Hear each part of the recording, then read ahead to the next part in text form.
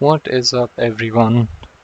Today in this video I will be showing you guys how to use WireShark to analyze packets. So you can start a WireShark on your Ubuntu or Linux PC using sudo WireShark. Enter your password, the WireShark thing starts up. Oh yeah, you can click on your interface, your device. Usually for Ethernet connections it's ENSP or something. Again, you should know your um, device ID. If you want to, you can do ifconfig and it will show you your ID over here, the device ID. So you basically have to click on that. Right. So I have clicked on mine and this is what I'm getting. Right, I'm getting all sorts of packets over here. There's ARP, ICMP v6, which is IPv6 ka ICMP protocol. There's IGMP, which I don't know anything about. There's UDP. There's somewhere going to be TCP as well coming up. This is just background processes which are communicating with their respective servers.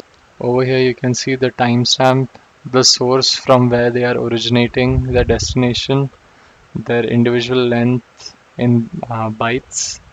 Then there's some basic information about this. So membership report,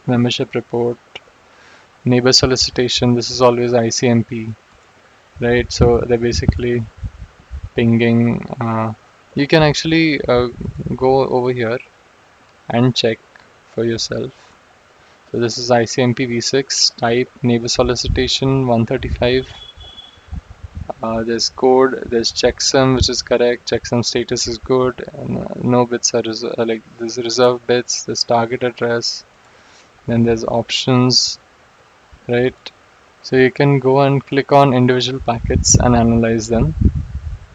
And there's address resolution protocol here, and there's hardware type Ethernet, IPv4, hardware size 6, protocol size 4, and all sorts of fields which are given. You can add filters as well in your packet tracer, so you can press this big red button to stop it. Capture, there are options, so you can add capture filters over here, or in capture you can add them here as well.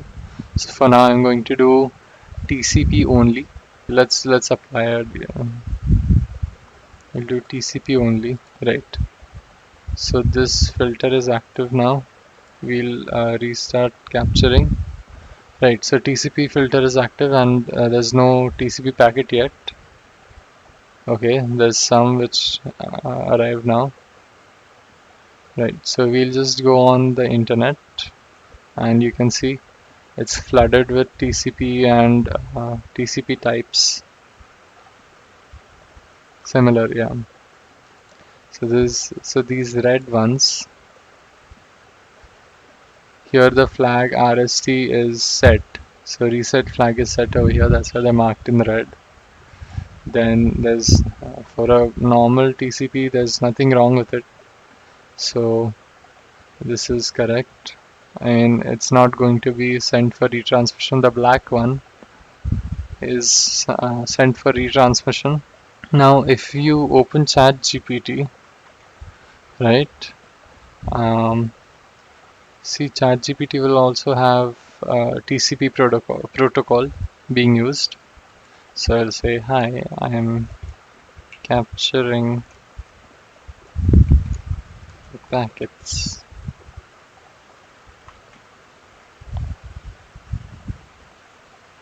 Hahaha. Right, so it gave us a cheeky joke, but you can probably see the TCP packets and the format as well. So mostly there's the source port, there's the destination port, there's the stream index, conversation completeness is going to be all the flags, and segment length, sequence number. This is all following the TCP format, right? So that's for the TCP filter. There are many other types of filters which you can put. There's IPv4, no ARP, Ethernet broadcast, IPv6, TCP only, UDP only, non-DNS port, TCP or UDP port is 80, just HTTP or something. So it'll be UDP only for now. This QIC format actually follows user datagram protocol to some extent. This is what is actually used for YouTube, and it's like a protected payload. So and the format over here is the same: source port, destination port, length, checksum, right? The four fields which are given in a UDP header. There's some additional information as well for additional security implemented. So if I go to YouTube now, right, and let's just search for royalty-free music, and if we go to this website,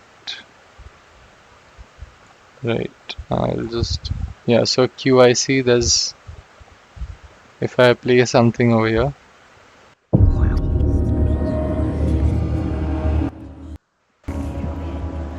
so you can see the QIC packets. So I've just selected one at random. Yeah, so these are the packets that we are receiving. Again, there's a UDP payload of 46 bytes over here. I'll just mute it. The audio is still playing in the background. But yeah, and there are some UDP packets as well over here with the timestamps and the data, which is 656 bytes. There's so majority of the data is flowing in QIC, but there's a lot of data in UDP as well. All right, and this is how you can go through it. That's pretty much it. I mean, alright guys, this has been pretty much it for this video. I've told you how to add filters. You can just go over here and add them, or you can go and capture filters, right? You can also go in settings and add filters from there. Yeah, there you go. And yeah, there's a lot of other features as well. So if you want a video on that, stay tuned. Smash like and smash subscribe as well.